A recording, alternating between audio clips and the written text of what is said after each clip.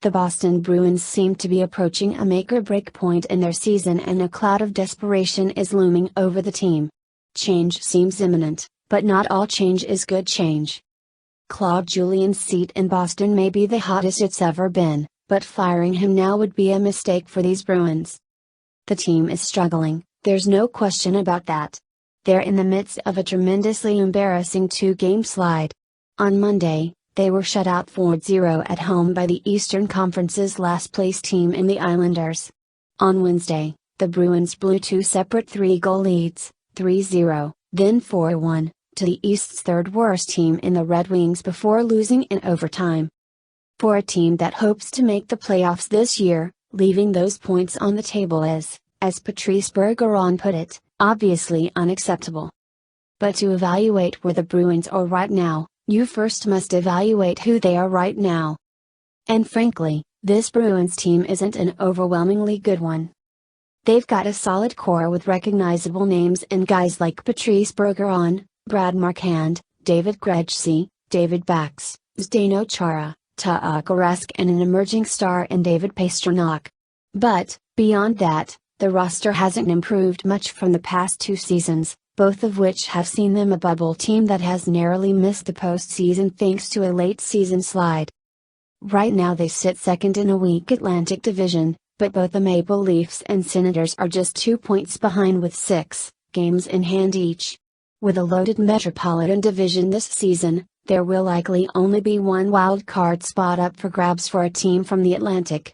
The Bruins are on pace for 90 points, which once again would make them a bubble team. The team's front office, spearheaded by President Cam Neely and General Manager Don Sweeney, has insisted that getting back to the playoffs is top priority for this year's squad, but they haven't exactly assembled a roster that promises that destination. Outside of signing backs, who was signed this summer to add toughness and leadership and essentially replace a departing Louis Eriksson, Neely and Sweeney haven't made any significant acquisitions. They haven't made a trade since last season's deadline. Instead, they've paired inexperienced youth with mediocre veterans on the back end of the roster and tried to pass it off as depth. Guys like Austin Charnick, Brandon Carlo, Colin Miller, and Anton Bly are all in their first or second season at the NHL level and have gotten significant run so far this year. They've also gotten exactly one win from a goalie not named Tuukka Rask. Having that much youth and inexperience in the lineup is a recipe for inconsistency, so to point at the Bruins' inconsistency, something that has plagued the team to this point, and blame it on coaching is a bit unfair. Despite that inconsistency, a look into the advanced metrics suggests that the Bruins should be, and eventually might be, better than they've looked. Their 5-on-5 possession numbers are tops in the league, seemingly because they've been exceptional at generating shots.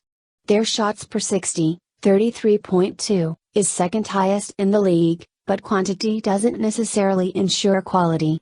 The Bruins' collective shooting percentage through Wednesday, 6.1, is second worst in the league and a 10-year low for the organization. The onus is on the team, collectively, to figure out a way to find more high-quality scoring chances, and then be better at capitalizing on those scoring chances. If firing the coach is the way the Bruins see fit to do that, then so be it. But here's the thing, there is no question that Julien is a very good coach. His 416 victories over 10 years in Boston has made him the franchise's all-time winningest coach. He's led the team to 2 Stanley Cup appearances, and 1 Cup win, in the past 7 years. He's one of the best in the league and, as many around the game will tell you, he won't be unemployed for very long. But, as is often the case, the front office isn't going to fall on the sword themselves, so it may well be the coach that takes the fall instead. Firing Julien doesn't seem like the smart or appropriate move for the Bruins right now, but it would be a move that buys Neely and Sweeney some time and helps to cover up their own mistakes. We've seen plenty of times in the past that firing a coach mid-season can jumpstart a team, but if Boston is going to fire one of the best in the game for the sake of finishing on the right side of the fringe this season, they better be damn well sure that they can replace him with someone of equal quality. When you already have a very good coach and you're still desperate to make the playoffs, the problem probably doesn't lie in the coaching. Instead, it's more likely the roster construction.